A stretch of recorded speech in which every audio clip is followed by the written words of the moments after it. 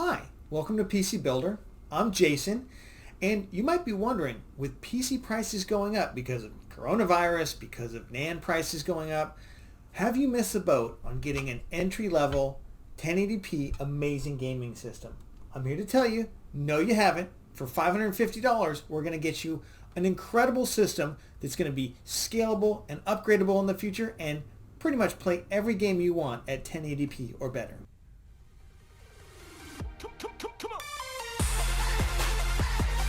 Before we jump into it, I want to say thank you to everybody who's helped make this channel such a success. We're on video number 8. That's 8, right? 4 plus 4 is 8. Really, thank you so much. Please, if you haven't already, help us grow. Please like, subscribe, and click the bell icon. It really makes a big difference to the channel. And with that, let's jump into the video. All right, our target build is $550 to $600. We're going to see how low we can keep this. We're looking for 1080p, 60 frames per second. That's probably the most popular gaming rigs available.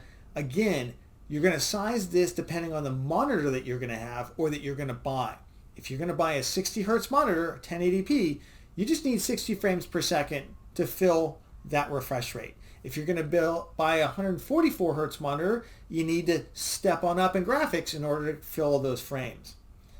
The first thing I like to do in terms of a gaming computer, look at the video card. I know some people want to look at the CPU and the platform. I'm not a big fan of that. Even though right now there's not much of a decision, I still like to sit on what's the graphics card that's going to drive this thing. For me, there's no better value right now than the GTX 1650 Super. So let's just come down here, click 1650 Super. These cards, yeah, you could get an AMD card, RX 580, maybe a 590, maybe a 5500 XT, but they're overpriced or they're last generation, and frankly, the drivers are always going to be a little bit of a challenge with AMD. Maybe not always, but they are now. And I just think that for the price, and I'm an AMD, I tend to lean towards AMD products. I think for the price, NVIDIA's got to beat 1650 Super. We're just going to take the cheapest one here, and that's for $163. Okay, now let's look at the platform. Again, especially with budget builds, there's really no choice. It's AMD all the way. Frankly, even at the high end, would I buy a 9900K? Well, that's a topic for another video. We're going to do a $550 one. You're not even thinking about a high-end chip like that. So for the CPU, you might notice that recently a lot of the CPUs that were the more budget-oriented ones, like the 2700X, have gone way up in price. That's because they're out of stock. Now, stock is fluctuating quite a bit. I've just noticed this. You can still get a 2600 for $120, but the real winner here is the Ryzen 1600 AF.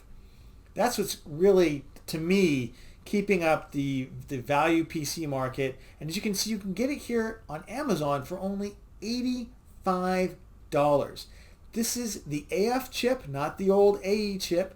It's a 12 nanometer process. It's got the same power basically as a 2600. So to me, this is the CPU that we're going to go with. It's not listed on PC Part Picker yet. I really wish they would add it. Oh my gosh.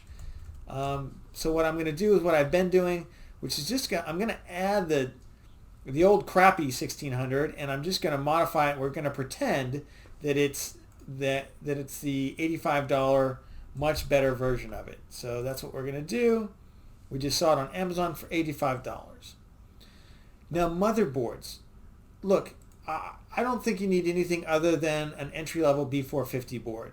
There's several of these boards that will, in the future, take an upgrade if you want to go to a Ryzen 7 2700X or 3700X, maybe even a Ryzen 9 3900X. Although at this price point, look, we're just happy to be here. We're just looking to get good performance. And as I'm looking over the boards, first of all, I'm noticing that I'm not sorting by price. I do like this B450 Gaming Plus board. It's not a bad board. It does only have 2 DIMM slots, which is a little off-putting, but the audio codec is not bad, and the audio section is pretty good. The VRMs, from what I can tell, pretty good as well. But I'm going to spend just a little bit more. I'm going to go with this Gigabyte B450 AORUS M, highly rated board. well tested. So we're going to add that in. And I've looked at the cheaper boards. I wouldn't really consider too many of the cheaper boards right now. For even just $5 or $6 left, I would go with the Gigabyte. If you want to go all the way up, sure, you can get a Tomahawk or an MSI B450 Pro, or you can get I think it's the Gaming Plus. They're all the same board, by the way. The only difference is the Tomahawk has a USB-C port. You can get one of those for about $100, but again, we're going budget here, and this is a great board. Now, I'm going to do something that I don't normally do, which is I'm actually going to recommend that we're going to upgrade the cooler on this one because we want to overclock this chip. The performance gains on this chip are pretty significant, they're like 10% or so. And I think it's worth investing in an aftermarket cooler if you can and if you feel comfortable overclocking the chip.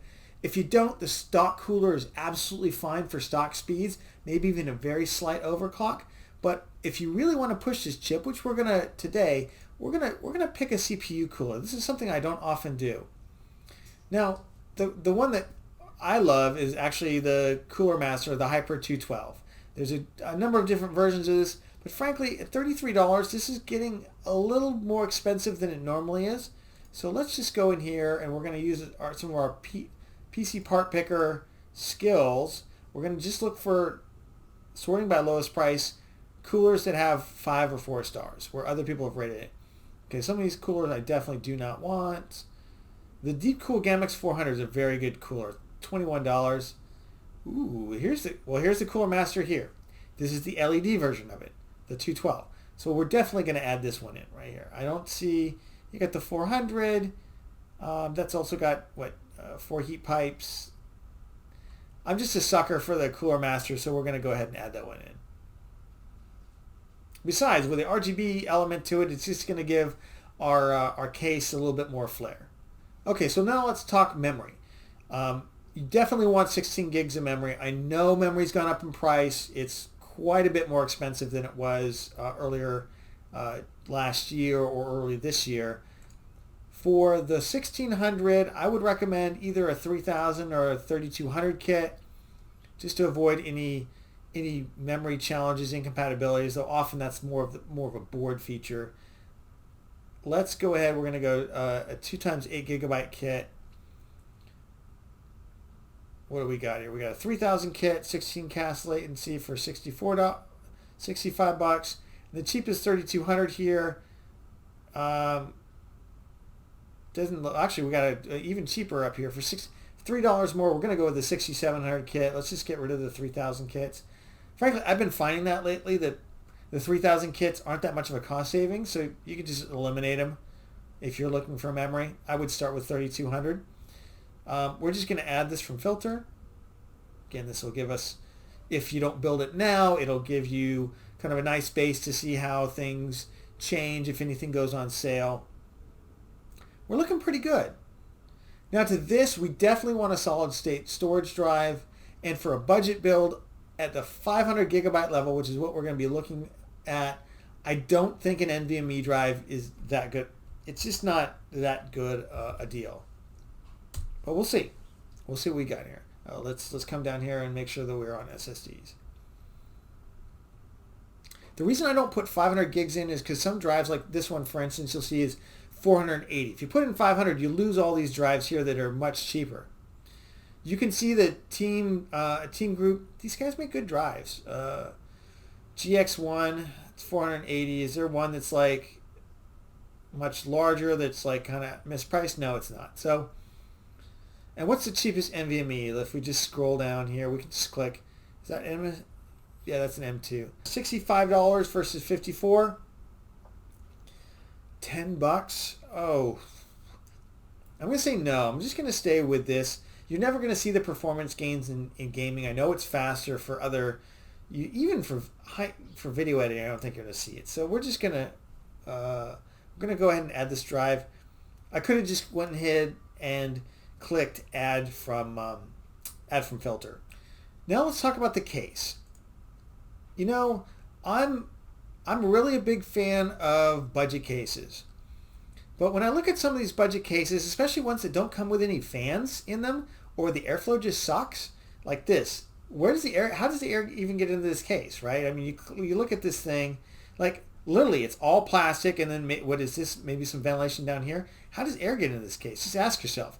Yeah, you got this. This is actually not a bad feature for GPU cooling, but how do I get any other air into this case? This thing's a piece of garbage. So then what do I want to look at? So I'm going to come down here, and I'm not afraid to invest a little bit in the case. Yes, I know this one's $33, but again, what are you going to do if the whole thing melts down? I kind of want a side window. I know this antique case is probably on sale for $50. And I've got a couple of cases down here. Well, that one's not bad. Some of these cases you got to be careful. If you click on them and they're on Amazon, you'll find out that, oh yeah, it's a great case, except Amazon's going to charge you like $1 zillion to ship it. It's a pretty case. Wow. Again, that looks like the only airflow here, and I'm always suspicious of these super high-end glass covered cases. Okay, I was having a little trouble finding the case that I had seen earlier, and I couldn't quite figure it out why. And that's because this compatibility filter was checked. That means that PC Part Picker is checking the dimensions of the cases that they have against, for instance, aftermarket coolers. So this is the case that I was looking for, I had to uncheck the compatibility filter in order to find it. Here it is. It's a nice case. I really like it. But I didn't realize that it doesn't work well with aftermarket coolers. Because if I add this to the build, just a little PC Part Picker immediately tells me, warning, these parts have issues. So you click see details below, and sure enough, it tells me that the Cooler Master Hyper 212 and the case are not compatible. Probably because the 212 is a little too tall. So what I'm actually going to go back and do, because I believe the Gamex cooler will fit in here. So let's come back here and let's just go back to coolers. There's a Gamex cooler, the blue one.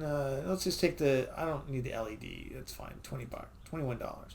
Again, this cooler is just as good. This also has issues, huh?